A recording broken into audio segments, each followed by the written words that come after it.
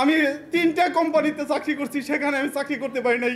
কেমিকো ফার্মাসিউটিক্যালে চাকরি করতে পারি নাই। আমি এই বিডিআরের দায়ে আমাকে চাকরি করছে। আমি তারপরে আমি দেশের বাহিরে যাই, সৌদি আরবে, এবং কি এই আমলিকের সদস্য দিয়ে আমার ফ্যামিলিকে ধ্বংস করে দিয়েছে। আমি একদম মাটির সাথে মিশে গেছি। আমি আমার ন্যায্য অধিকার আমি ফিরে চাই। আমি আপনাদের কাছে আমার এই দুঃখের কথা আমি বরাকান্তে বলতে পারছি না। আমার চাকরি এবং আমার সকল বিডিআর ভাইদের যারা নির্দোষ, তাদের সবার চাকরি ফিরে দেওয়ার জন্য আমি এই সবার কাছে আমি আহ্বান করছি। এবং আমার যে ক্ষতি আমার ফ্যামিলিগত হয়েছে, কেউ এটা পূরণ করে দিতে পারবে না।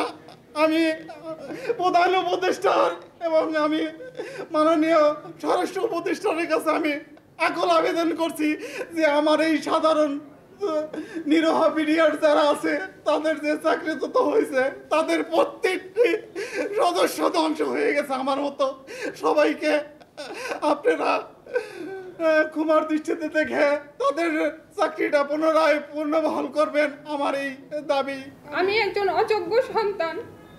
আমার বাবা মায়ের কাছে সবসময় শুনতে হতো আমার যদি একটা ছেলে থাকতো সে সংসারের দায় নিত, কিন্তু আমি একজন লজ্জিত।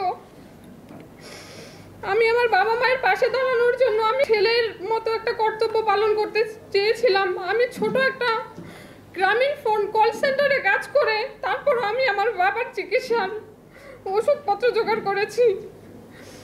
আমি এই জন্য লজ্জিত, বাবা মায়ের একজন সন্তান হিসেবে আমি পরিচয় দিচ্ছি। এখন বর্তমান সরকারের কাছে আমার একটাই দাবি যে আমাদের মতো এরকম ধ্বংস হয়ে যাওয়া সংসারগুলোকে একটু সুদৃষ্টি দিবেন। 2009 সালে 25 জানুয়ারি বিডিআর বিদ্রোহে অসংখ্য জওয়ানকে আসামি করা হয়। দোষী বিনা দোষী গণহারে মামলার আসামি করা হয়। ওই ঘটনার সাথে সম্পৃক্ততা নাই এমন বিডিআর সদস্যকেও এই মামলার নিয়মিত আসামি করা হয়। ক্ষতিগ্রস্ত বিডিআর সদস্য ও তাদের পরিবার আজ জাতীয় প্রেস ক্লাবে আলোচনা সভার আয়োজন করে।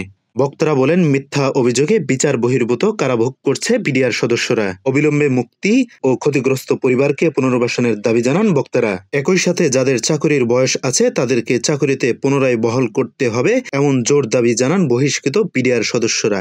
আমাদের স্বরাষ্ট্র উপদেষ্টার দৃষ্টি আকর্ষণ করছি, সেটা হলো সবসময় বিভিন্ন অনুষ্ঠানে বিভিন্ন সাংবাদিকদের প্রশ্নের জবাবে বলে থাকেন যে বিডিআর এর বিচার অবশ্যই হতেই হবে, কিন্তু বিষয়টা হলো আজ পর্যন্ত দৃশ্যমান কোনো কিছু দেখা যাচ্ছে না। আমরা অনতিবিলম্বে এর দৃশ্যমান একটা উদ্যোগ দেখতে চাই। প্রধান উপদেষ্টা সহ সকল উপদেষ্টার দৃষ্টি আকর্ষণ করছি, আপনারা জনগণের পালস বুঝুন।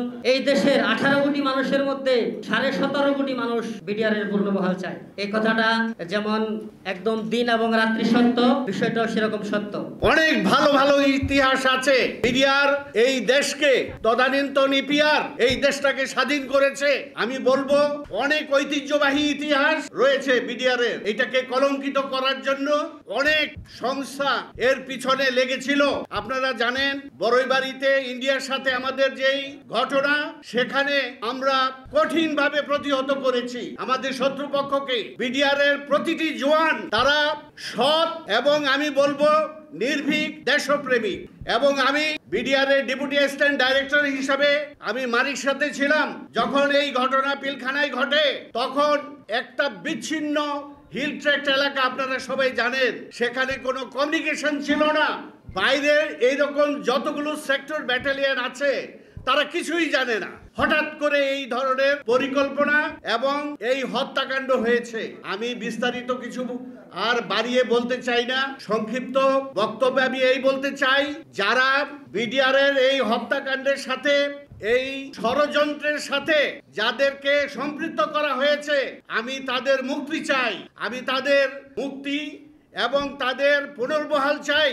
তারা নির্দোষ ছিল, আমি এক বাক্যে বলতে পারি।